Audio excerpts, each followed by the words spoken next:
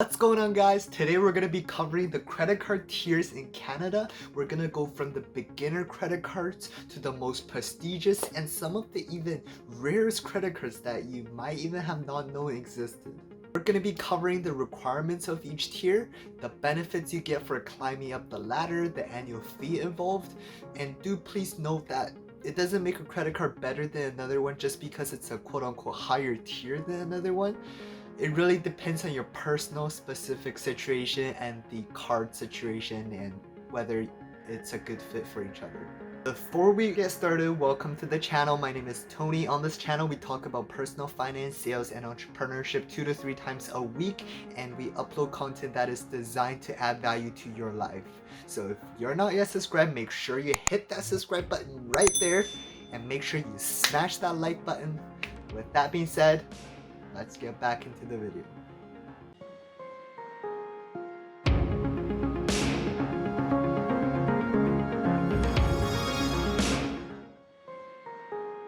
Starting with the C tier, we got these credit builder credit cards. So these credit cards are designed to help you repair your credit or build your credit. So these are designed for people that maybe you just moved to Canada, maybe you just turned 18 or 19 depending on where you live and your province, or perhaps you went through some kind of bankruptcy. Generally speaking, these credit cards don't really have any sign-up bonus, or they don't have any sign-up bonus, and they don't really have any perks, if any, just the bare minimum. This is because when you're at this tier, they're not really incentivized to give you all these perks just because, you know, they might not even get their investment back, right? If you really think about it, let's say you're a bank and some dude comes up to you, hey man, can I borrow $1,000?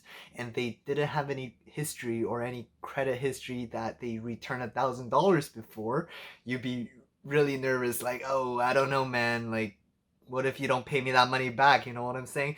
So this is also where secured credit cards come in. So what secured credit cards are is you basically put up a quote-unquote deposit of $1,000, and in an event they don't pay you back, you can just take the $1,000 and call it a day.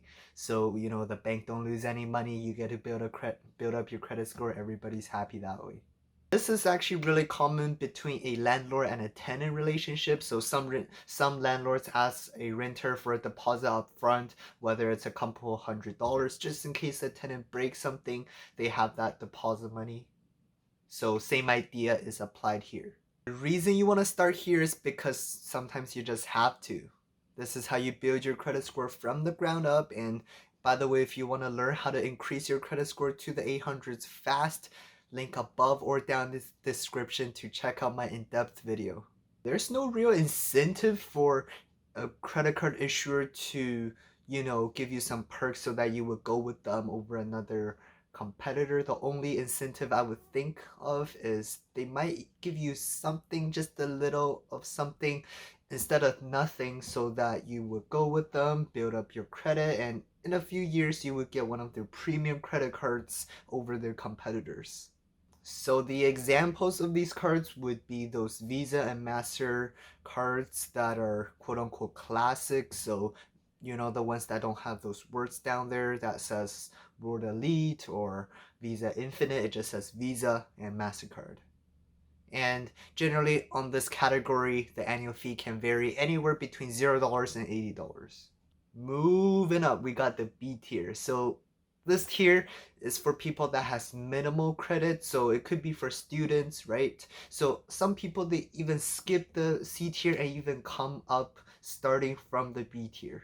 You can actually find pretty good credit cards in this category that also happens to have an income requirement less than $15,000 per year. So a good example, if you can get approved, the 2% cashback card offered by Tangerine Bank would be really good, which was also featured in my last video, top 5 credit cards in Canada, linked above or down in the description if you're interested.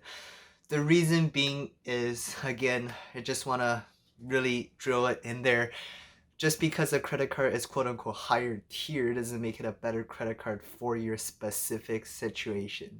This is the tier I consider starting because if you really think about it, if you are looking to get, say, 10, 20 credit cards down the road in the future, it's really important to have a base of no annual fee credit cards as a foundation, right? And these are some of the best cards to do it with. So it will, one, increase your credit debt utilization ratio, it will better your average year of history, and it will better your payment history, which is huge. That plays a huge role in your credit score, and it will make sure your credit score doesn't tank when you, say, one day decide to open and close a credit card. It makes sure your credit score doesn't tank. This tier is when you start seeing some rewards, some basic insurance. I'll put some cards on screen right here. You can find most cards in this category with no annual fee, and I do recommend you to get one with no annual fee if you were to get one from this category. This is because in the future, when your credit score is higher, you can get better credit cards, so there's no point of you using these cards, but you don't want to close it, right? And if you have a no annual fee card, you can just leave it open. But if you have a annual fee card, you're gonna, be paying that $50 or $30 every single year, which is not gonna be worth it for you. So get it with no annual fee. All right, moving on to the A tier. So this is like your mid tier of credit cards. This is where you start seeing some really decent sign-up bonuses and a little bit better insurance coverage, some unique perks and such, primarily tailored towards traveling. And this target demographic is probably those young professionals that maybe just joined the workforce, and the average annual fee is anywhere between $30 to $120. The next tier, we got the A+ tier. This tier, you probably see at least one in a household. This is due to its higher earning ratio due to the household essentials, for example, groceries, gas, and high income earning of recurring bill payments as well. So that's the target demographic. And this is where you start seeing some higher sign-up bonuses, actually really good sign-up bonuses, and also high income requirements of $60,000 for the Visa Infinite line and $80,000 for the World Elite line. Getting to this tier, you start seeing some pretty unique perks. For example, free check baggage for some of the partnered airline credit cards, and priority boarding for some, like Aeroplan, for example. And the American Express Gold personal card also falls under this category due to its high earnings with these categories that we discussed. And the annual fee of these cards fall anywhere between $99 to $150 range, and you get better insurance coverage compared to the last tier. S tier is where you start seeing some massive sign-up bonuses like the Amex Platinum card. All the Visa Infinite Privilege cards falls under this category, as well as the rest of the World Elite cards that was not in the last category. This is also where you start seeing some insane travel perks. For example, the unlimited airport lounge access for free. You got your hotel status, you got your dedicated concierge, you got your private invitation to private events, and you also get discounted to partner stores. Insurance on these credit cards is again gonna be better than the previous tier, and the income requirement is anywhere between $60,000 to $200,000 per year. And these credit cards also require you to have a very good credit score. Last but not least, we got the S+ tier. So these credit cards are meant for the wealthiest of individuals, and they're all invite only cards. These have special perks like your dedicated concierge service, and some even gives you a team of lifestyle managers. So I made a video on this last week on all three of these cards. I'm gonna put on screen right now. So all of these cards, if you want to check them out, I go more in depth in terms of the annual fees, how to qualify, and the specific perks that come with them. So if you want to check it out, link above or down in the description. So there you have it, guys, the 6 credit card tiers in Canada. And again, just because a card is a higher tier doesn't mean it's a better card than a lower tier card. It really depends on the issuer, the company, the current promotions, and your situation. For example, if you're not the type to watch a movie, you wouldn't get Scotiabank's movie card. For example, if you're not the type that is planning to travel for the next year or two, you probably don't want to get a travel card. So it really depends on your situation.